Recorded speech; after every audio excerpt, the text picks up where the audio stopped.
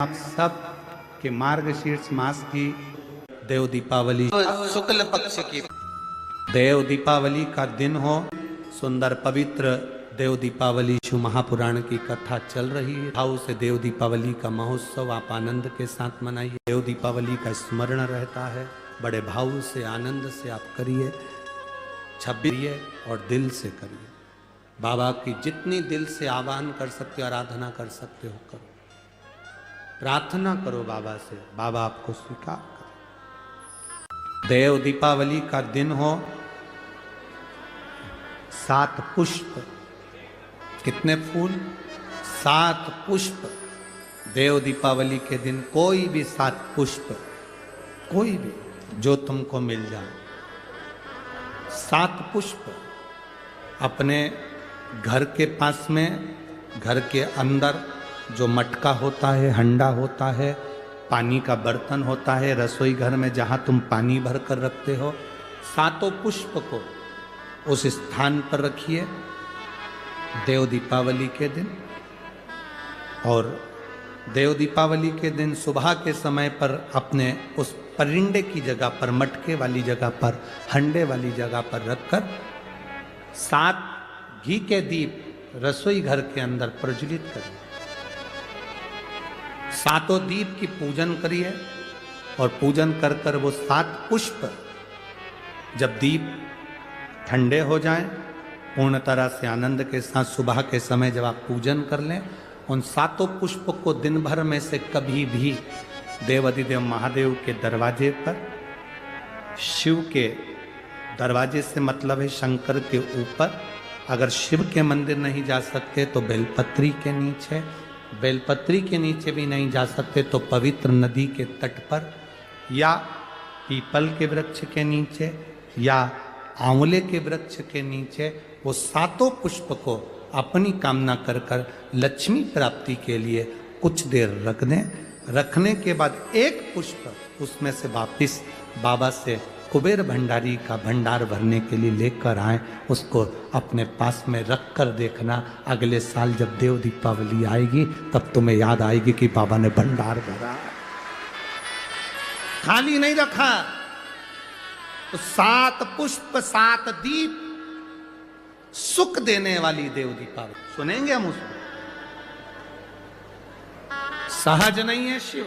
देवाधिदेव महादेव ने कहा, सुनो लक्ष्मी, दीपावली के दिन संसार के मनुष्य दीप लगाकर अपनी दिवाली मनाते हैं। जिस दिन मैंने त्रिपुरासुर का संहार करा, त्रिपुरारी बना, आज सारे देवताओं ने दिवाली मनाई है। सुनो लक्ष्मी, जिसके दरवाजे पर दीप प्रज्वलित हो, उसी दरवाजे के 5 दीप वृक्ष के नीचे, तालाब, बावड़ी, नदी, कुआं के स्थान पर, किसी शिव मंदिर की चौखट पर, अपने घर के बाहर के चौक पर, तुलसी के क्यारे पर, जिसके द्वार से ये 5 दीप निकल कर जाएं, लक्ष्मी तो देव दीपावली के दिन उनके घर में प्रवेश करना, तो वर्ष भर निकल कर बाहर मत जाना, साल भर निकल कर बाहर मत जाना। दीपावली के दिन जितना लक्ष्मी का प्रभाव है, उससे 1000 गुना जाना प्रभाव लक्ष्मी जी का देव दीपावली के दिन होता है।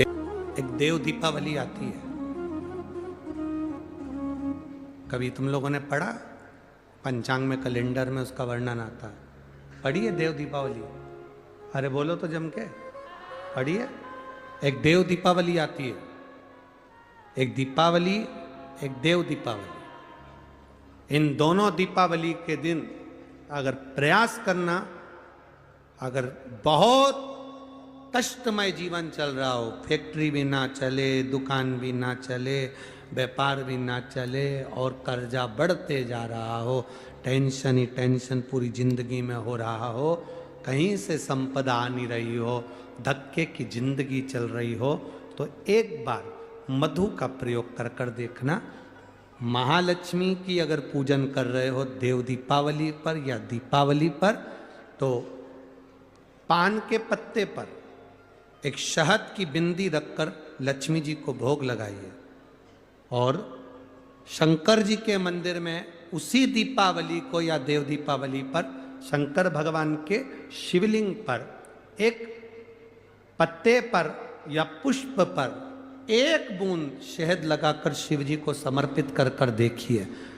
अगला वर्ष तक इंतजार करना, बाबा आपकी जिंदगी में 4 चांद ना लगा दे उस मधु के बल पर, तो आनंद की अनुभूति है। प्रयास करिए। मधु में क्या बल है, ये शिव महापुराण की कथा कर रही है। लक्ष्मी जी को श्राप दिया गया, तू अश्व की योनि में जाएगी, अश्वी बनेगी, घोड़ी बनेगी।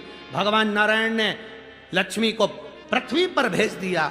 लक्ष्मी जी पूरी रात्रि, अमावस्या की रात्रि अंधेरे में भ्रमण कर रही हैं, कहीं उनको जगह नहीं मिली। एक दरवाजा खुला था, दीपक टिमटिमा रहा था, लक्ष्मी जी उसमें प्रवेश कर गई। बूढ़ी माँ कपड़े बना रही थी, भोजन मंगा, भोजन था नहीं। बूढ़ी माँ ने शहद का डब्बा ढूंढ लिया, मधु की डब्बी ढूंढ ली। उस मधु की डब्बी को, उस शहद की डब्बी में से थोड़ा सा मधु लाकर लक्ष्मी जी को दे दिया। थोड़ा सा मधु लाकर, थोड़ा सा शहद लाकर लक्ष्मी जी। कहते हैं काशी में देव दीपावली होती है, काशी में देव दीपावली होती है, बड़ी बड़ी भव्य रूप में होती है। क्यों होती है? क्योंकि इस काशी की पवित्र भूमि पर भगवान नारायण लक्ष्मी जी को लेकर आए थे, और लक्ष्मी जी कह रही थी कि सारा वैभव मेरा है। जब लक्ष्मी जी गई वैभव देने के लिए, लक्ष्मी के पास में वैभव नहीं बचा था, वैभव नहीं था। तब बाबा भगवान नारायण लक्ष्मी जी को लेकर काशी की पवित्र भूमि पर आ गए। विश्वनाथ की धरा पर लाकर माता लक्ष्मी को खड़ा कर दिया और लक्ष्मी जी से कहा, झोली पसार कर मांग। लक्ष्मी, ये वो कुबेरेश्वर महादेव है, ये वो विश्वनाथ है जो दुनिया का भंडार भरता है, तो तुझे भी वैभव देगा। तब मेरे कुबेरेश्वर बाबा ने लक्ष्मी की झोली में वैभव दिया।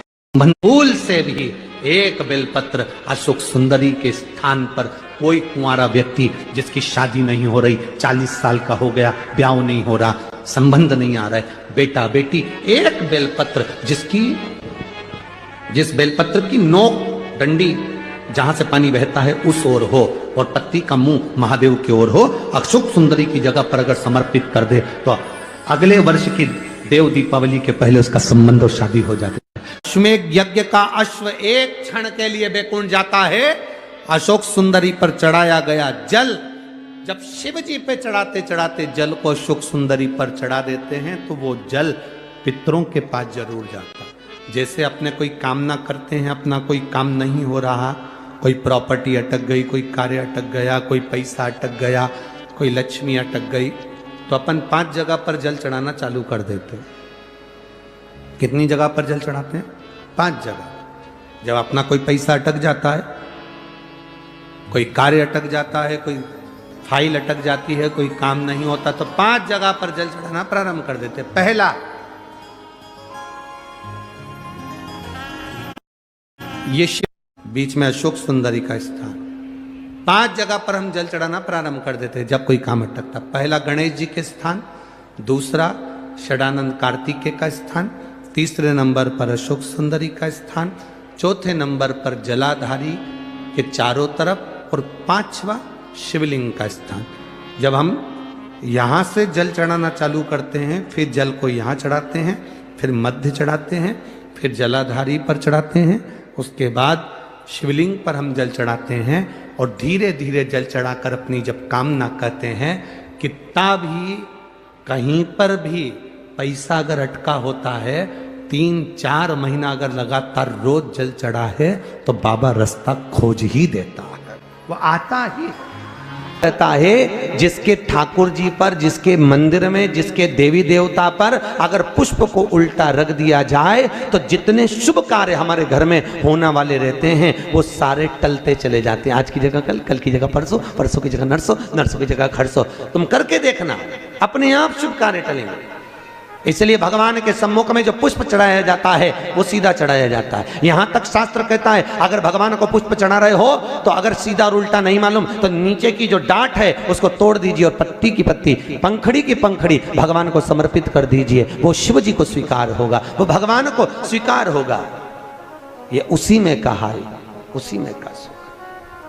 भगवान भूत भावन भूतेश्वर भगवान शिव, ओघड़ी दातार दयालु मेरा शंकर, ने आज्ञा करी भगवान ब्रह्मदेव को कि ब्रह्मा जी मेरे स्वरूप का जो दर्शन कर रहे हो आधा पुरुष आधा नारी में बना हूं, और मेरे स्वरूप का दर्शन कर कर आप एक कर्म करिए कि आप इस सृष्टि का निर्माण करो। और भगवान ब्रह्मा ने सृष्टि का निर्माण करने के लिए भगवान शंकर के अर्धनागेश्वर स्वरूप का दर्शन किया।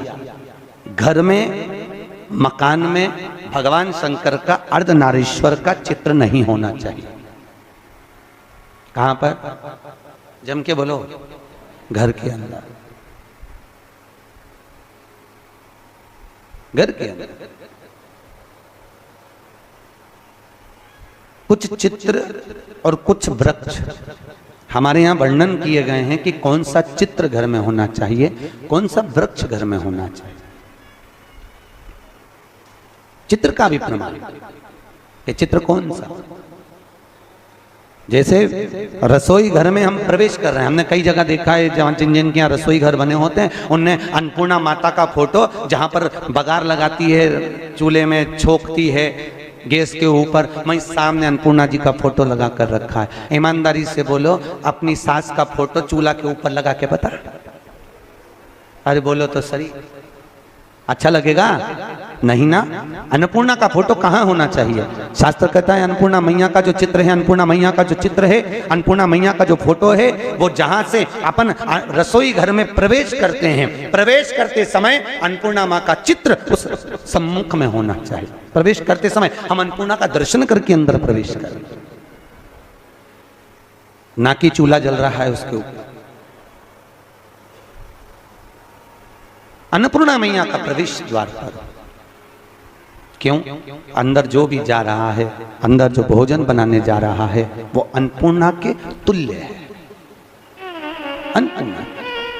पर आज के जमाने में महाराज जी रसोई घर तो हॉल के पास में बना देते हैं, सामने टीवी चलती रहती है और बहुएं भोजन बनाती रहती है। दिन भर वो नाटक में कहीं की ना कहीं की रोटी मिलती है, तो वो जो भोजन बनाए वो भी भोजन में टीवी देख देख के बनाए तो नाटक का सारा असर व रोटी में आ जाए, तो जो खाए वो घर में 24 घंटा रोता ही नहीं ले, 24 घंटा रोता नहीं। भोजन, भजन, धन और नारी, ये चार पर्दे में अच्छे लगते हैं। क्या क्या? जम के बोलो। भोजन, भजन, धन और नारी, ये चार पर्दे में अच्छे लगते हैं। भोजन करो तो पर्दे में बैठ कर करो, भोजन बनाओ तो पर्दे में बनाओ, और धन भी रखना है तो पर्दे में रखिए, तिजोरी में रखिए। और भजन करना है तो गौमुखी माला भी अपने गौमुखी के अंतर्गत होना चाहिए, भजन भी पर्दे में हो, और नारी भी।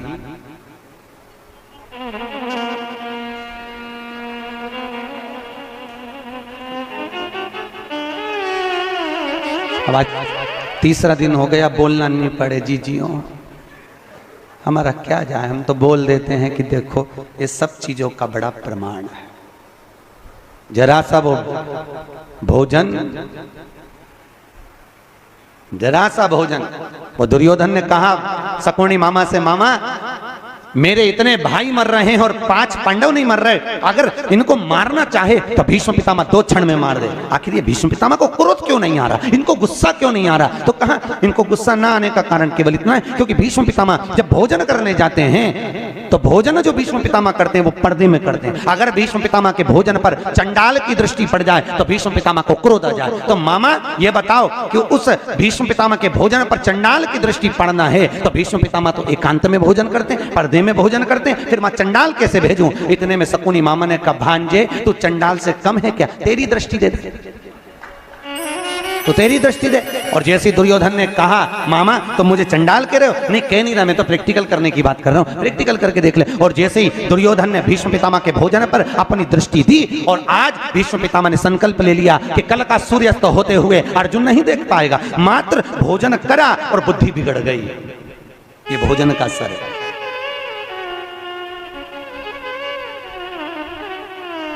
शादी में, पार्टी में पति और पत्नी जब शादी में, विवाह में जाते हैं तो या तो उन दोनों का झगड़ा जाते समय होता है या फिर आते समय होता है, जरूर होता है, पक्का है, बिल्कुल निश्चित। अगर अभी जाते समय अच्छे से जा रहे हैं दोनों स्माइल देते हुए, तो जब गाड़ी पे आएंगे तो वो आगे चलाता रहेगा और ये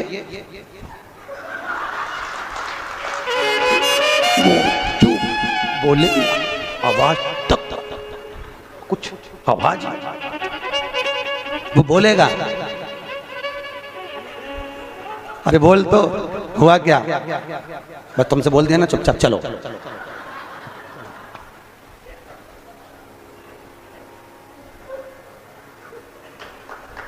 चलो चुपचाप।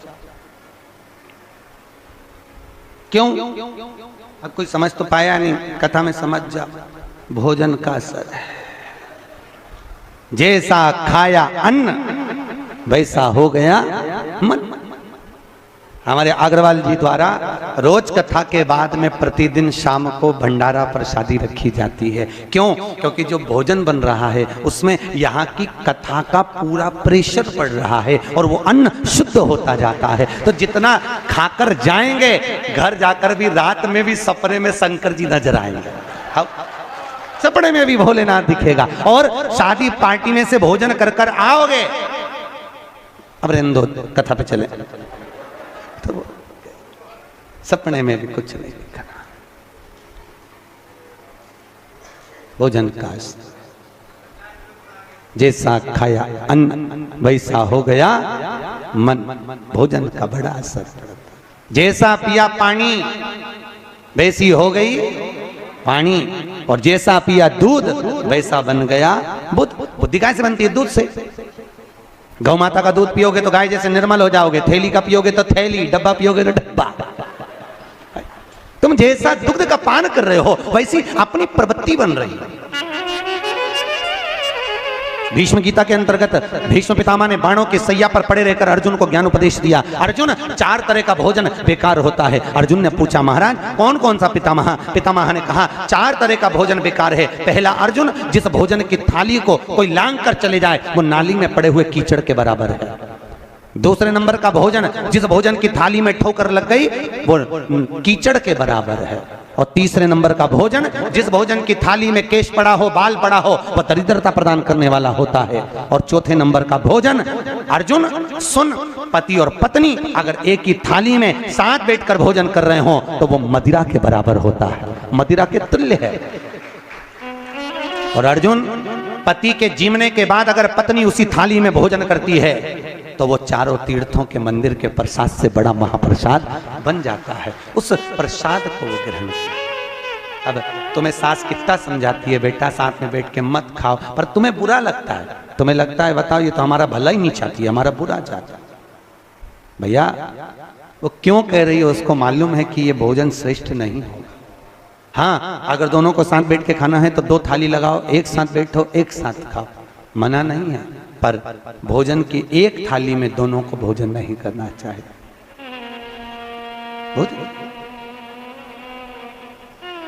भाई, हमारी प्रवृत्ति, हमारी वृत्ति, हमारा सुख, हमारा मन भजन, भोजन, धन और नारी पर्दे में श्रेष्ठ लगे। भी करवा रहे हो, जांचें भी करवा रहे हो, सब कुछ कर रहे हो, सब कुछ। उसके बाद भी यदि आराम नहीं लग रहा, उसके बाद भी अगर हमको हमारे शरीर में आराम नहीं लग रहा तो फिर हम क्या करेंगे? तब 2 लोटा जल लीजिए, 5 बेलपत्री शिव जी पर चढ़ा दीजिए और जल की धार दोनों हाथों से धीरे धीरे कुंदकेश्वर महादेव का नाम लेकर जल की धार चढ़ाना प्रारंभ करिए। 1 बेलपत्र और शिव जी पे चढ़ा हुआ जल लेकर आ जाइए। जल को सुबह पी लीजिए, बेलपत्र को प्रदोष काल के समय पर चबा चबा कर खाना प्रारंभ कर लीजिए। दवाई लगना चालू हो जाएगी, शरीर को आराम लगना।